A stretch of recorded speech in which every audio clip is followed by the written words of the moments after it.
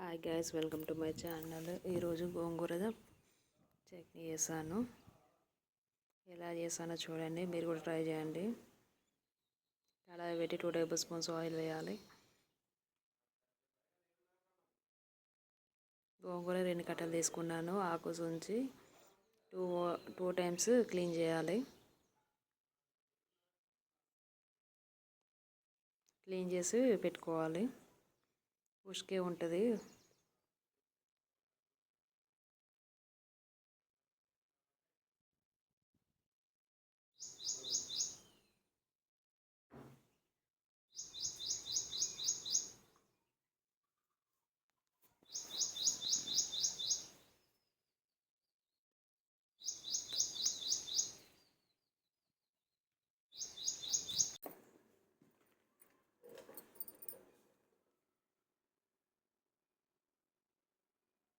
పక్కన ఒక బౌల్లో నిమ్మకాయ అంతా చింతపండు వేసుకొని వాటర్ పోసి పక్కన పెట్టుకోవాలి.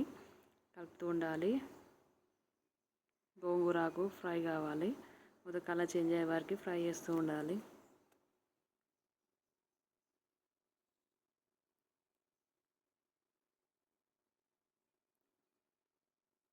ఫస్ట్ ఆయిల్లో ఎండుమిర్చి 10-20 వేసి ఫ్రై అయ్యాక మళ్ళీ గోంగూర ఆకేస్తారు. నేనైతే కారపొడి వేసి వేస్తున్నాను.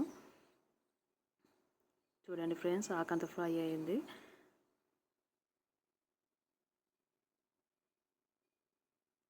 ఇప్పుడు తగినంత కారం వేసుకోవాలి.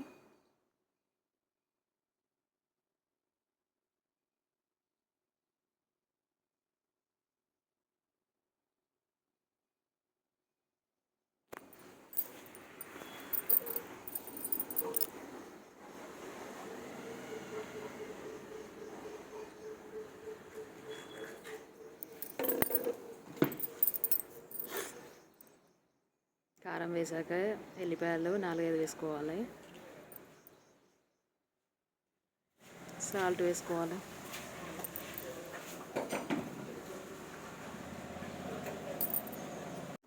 ఉల్లిగడ్డ వేసుకోవాలి. సగము టీ స్పూన్ జీలకర్ర వేయాలి. వేసి 2 మినిట్స్ ఫ్రై చేయాలి.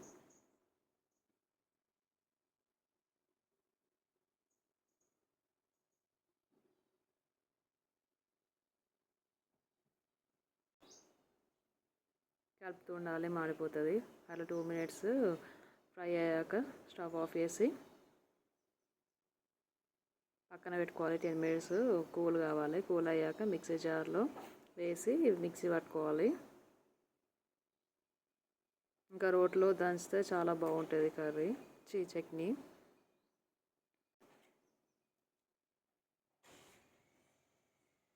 తక్కువ అనిపించింది, మళ్ళీ సాల్ట్ వేసాను.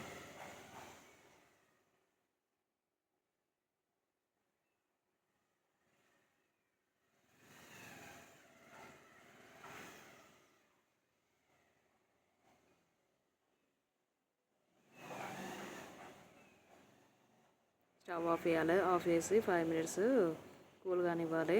అయినాక మిక్సీ జార్లో ఫస్ట్ మనము ఫ్రై చేసినాం కదా గోంగూర పేస్ట్ వేసి కొంచెం చింతపండు వేయాలి. ఫస్ట్ మనం నానబెట్టుకున్నాం కదా, మిక్సీ పట్టుకోవాలి. చూడండి ఫ్రెండ్స్, గోంగూర చట్నీ రెడీ అయింది. తాలింపు పెట్టుకోవాలి. 1 టేబుల్ స్పూన్ ఆయిల్ పోసి 2 ఎండుమిర్చి, ఆవాలు, జీలకర్ర, మినపప్పు, శనగపప్పు వేయాలి.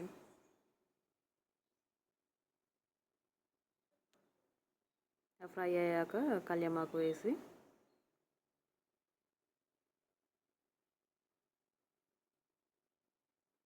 గోంగూర చట్నీ బౌల్లో వేసుకున్నాం కదా, ఈ తాలింపు దాంట్లో వేసి సర్వ్ చేసుకోవాలి. చాలా బాగుంటుంది రైస్లోకి.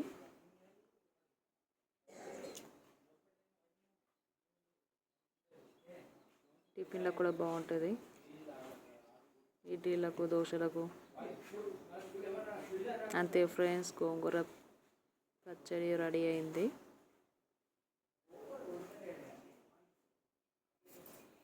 తాలింపు పెడితేనే చట్నీ బాగుంటుంది. పెట్టకుండా ఏం కాదు. నేనైతే ప్రతిసారి పెడతాను. చూడండి ఎంత బాగుంది.